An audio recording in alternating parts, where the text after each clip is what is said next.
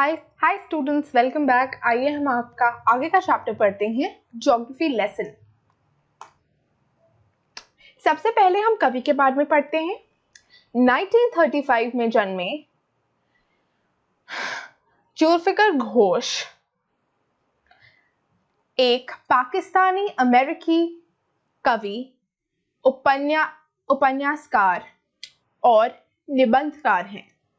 यद्यपि वे जुदाई यथार्थवाद की शैली में अपने उपन्यासों और निबंधों के लिए अधिक लोकप्रिय हैं। उन्होंने ज्योग्राफी लेसन जैसी कुछ कविताएं लिखी हैं जो स्थानों और लोगों के बारे में बात करती हैं। यानी 1935 में जन्मे जुल्फिकार घोष ये एक पाकिस्तानी अमेरिकी कवि हैं और निबंधकार भी हैं और उपन्यासकार भी हैं। ये जुदाई के बारे में लिखते हैं और इनके जो निबंध हैं वो अधिक लोकप्रिय हैं। इनकी कई पोएम्स जैसे ज्योग्राफी लेसन बहुत ज़्यादा प्रसिद्ध है। आइए अब हम सबसे पहले कविता का विषय जान लेते हैं। ज्योग्राफी लेसन एक सीधी सादी कविता के रूप में शुरू होती है कि जब आप एक जेट में ऊपर उड़ते हैं तो एक शहर कैसा दिखाई देता है। लेकिन कवि आगे इस सवाल की जांच करता है कि सभ्यता के निर्माण जिस तरह से हुआ है और लोग जिस तरह से व्यवहार करते हैं वह क्यों करते हैं। तो ज्योग्राफी लेसन जो है एक सीधी सादी कविता के रूप में शुरू होती है कि जब आप जेट यानी एयरप्लेन से जब ऊपर से जा रहे होते हैं तो आपको शहर कैसा दिखता है।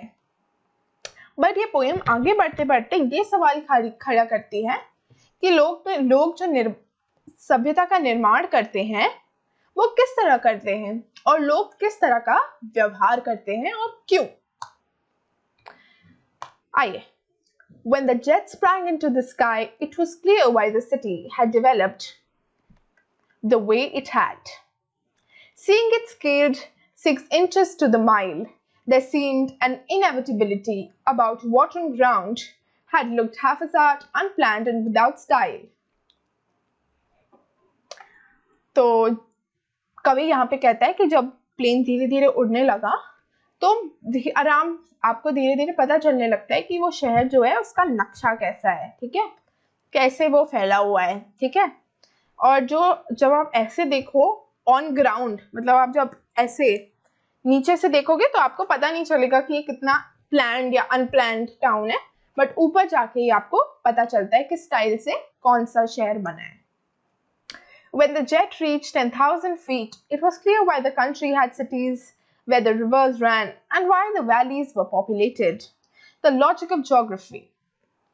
तो जब आप ऊपर चलते जाते हो और ऊपर 10,000 फीट से आप नीचे देखते हो तो आपको समझ आता है कि क्यों कई जगह ज़्यादा पॉपुलेशन है, कई जगह कम पॉपुलेशन है, ठीक है। जहाँ से नदी बहती है वहाँ पे ज़्यादा पॉपुलेशन है, जहाँ से नदी नहीं बहती वहाँ पे कम पॉपुलेशन है। यही जो है ज्योग्राफी का लॉजिक है।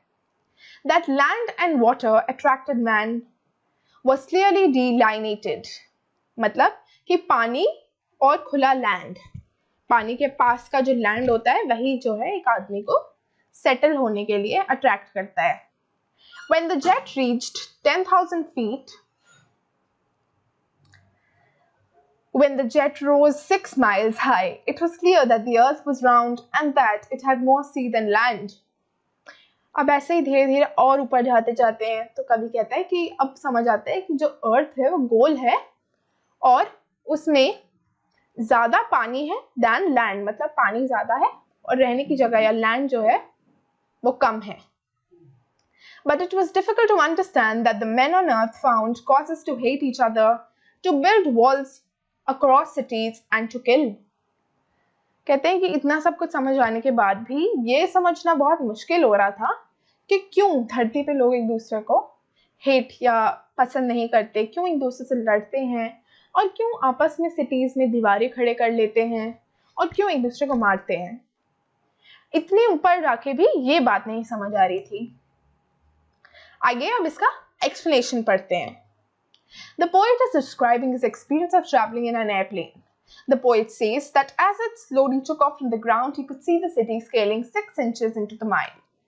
तो अब जो पोएट है वो बता रहा होता है अपना एयरप्लेन में जाने का एक्सपीरियंस. द पोएट कहता है कि जब वो धीरे धीरे जो है प्लेन ऐसे ऊपर को जा रहा था तो उसको 6 इंच का पूरा टाउन जो है दिखाई दे रहा था.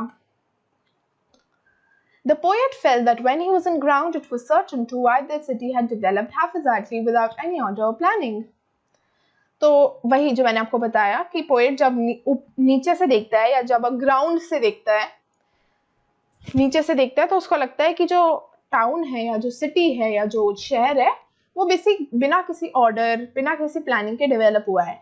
बट जब वो ऊपर प्लेन से देखता है तो वो देखता है कि पैटर्न है एक या एक तरीका है जैसे शहर बना है.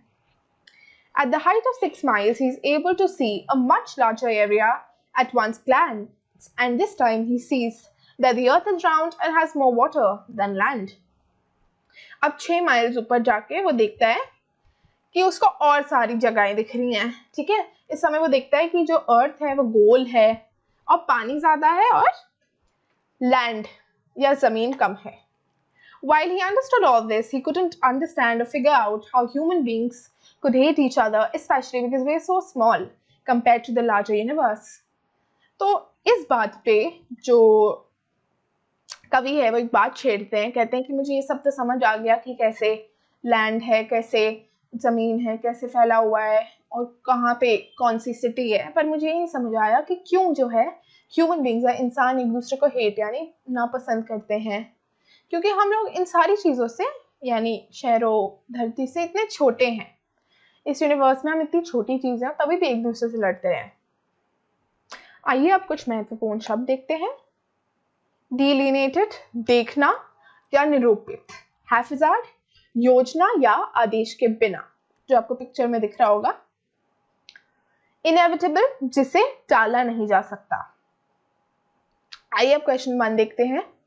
Find 3 or 4 phrases or stanza in the stanzas and 1 or 2 which are highly apt to occur in a geography lesson. यानी जैसे कि एक फ्रेज बताती हूँ मैं आपको कि people settle near rivers, people are attracted to rivers and lands. फिर आएगा the earth is round, फिर आएगा that the water is less and land is more. ठीक है, ऐसे बहुत सारे हैं, आप आराम से ढूंढ के टेक्स्ट टू टेक्स्ट लिख दीजिएगा.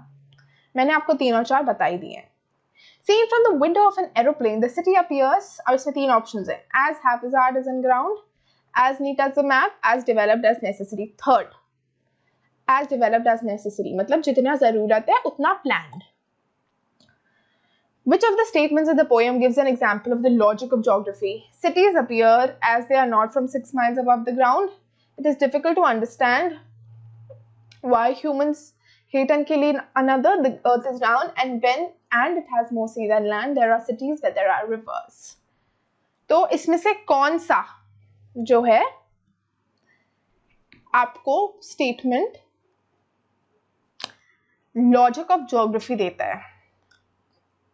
तो इसमें 3rd और 4th इनफैक्ट दोनों ही आपको लॉजिक ऑफ ज्योग्राफी दे रहे हैं, पर अगर कोई आपको एक चूज करना हुआ तो आप 3rd करिएगा क्योंकि earth is round and has more sea than land मतलब ज्यादा पानी है कम जमीन. Mention 2 things, यहाँ पे एक n गलती से है. Mention 2 things that are clear from the height, not clear from the height. 2 things that are clear from the height that people settle down near rivers or that there are cities near rivers. Secondly, that the earth is round and there is more sea than water यानी अर्थ गोल है और ज्यादा पानी है कम जमीन है और लोग नदियों के आसपास ही बसते हैं. That is not clear. That why do people fight or why do cities, build wars or why do people kill each other? ये 2-3 चीजें हैं. आइए अब एक क्विक सा रिविजन कर लेते हैं. कवि पृथ्वी को देखता है जैसे वह एक जेट हवाई जहाज में उड़ता है. 6 इंच से 1 मील की ऊंचाई के अंतर की ओर बढ़ते हुए उन्होंने यह टिप्पणी करी कि यह स्पष्ट है कि शहर बिना किसी अनुक्रम के विकसित हुआ था. मतलब जब कवि जो है पृथ्वी से उड़ान ले रहे होते हैं जेट से तो वह ऊपर से नीचे को देखते हैं और वह यह कहते हैं कि ये तो स्पष्ट है, यानी ये बिल्कुल समझी हुई बात है कि जो शहर है वो बिना किसी अनुक्रम के विकसित यानी डेवलप हुआ था। जब जेट जमीन से 10,000 फीट ऊपर पहुंच गया तो उन्होंने और पैटर्न देखा।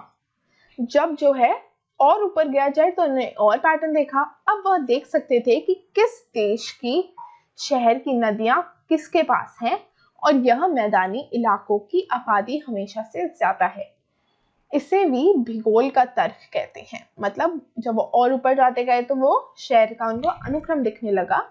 उनको यह दिखने लगा कि कैसे जो है शहर नदियों के पास स्थित है और मैदानी इलाकों में आबादी यानी प्लेन्स यानी नदियों के पास आबादी हमेशा ज्यादा क्यों है। इसको भूगोल का तर्क भी कहते हैं। अंत में जब जेट 6 मील ऊंचा होता है तब वह देखते हैं कि पृथ्वी जो है वो गोल है और भूमि से ज्यादा अधिक समुद्र है, जिसका आबादी कुल मिलाकर कम है। इसका मतलब ये है कि जो मानव आबादी है वो कुल मिलाकर कम है। इस वजह से वह कुछ नहीं कर सकते थे, लेकिन आश्रय करते हैं कि जो मनुष्य है वो एक दूसरे से नफरत क्यों करते हैं और एक दूसरे से लड़ते हैं, जबकि उनका अस्तित्व बाकी ब्रह्मांड की तुलना में दुर्लभ है। यानी जो कवि है वो अंत में यही कहते हैं कि उनको सब कुछ समझ आ गया, बट उनको यह नहीं समझ आया और उनको ये आश्रय यानी वो सोचते हैं इस बारे में कि मनुष्य एक दूसरे से नफरत क्यों करते हैं और एक दूसरे से लड़ते क्यों हैं, जबकि मनुष्यों का जो अस्तित्व है वो ब्रह्मांड की तुलना में दुर्लभ है, यानी कुछ भी नहीं है। इसी के साथ आपकी ये पोयम खत्म होती है। आशा करती हूँ आपको सब कुछ समझ आया होगा। मिलते हैं अगले चैप्टर में।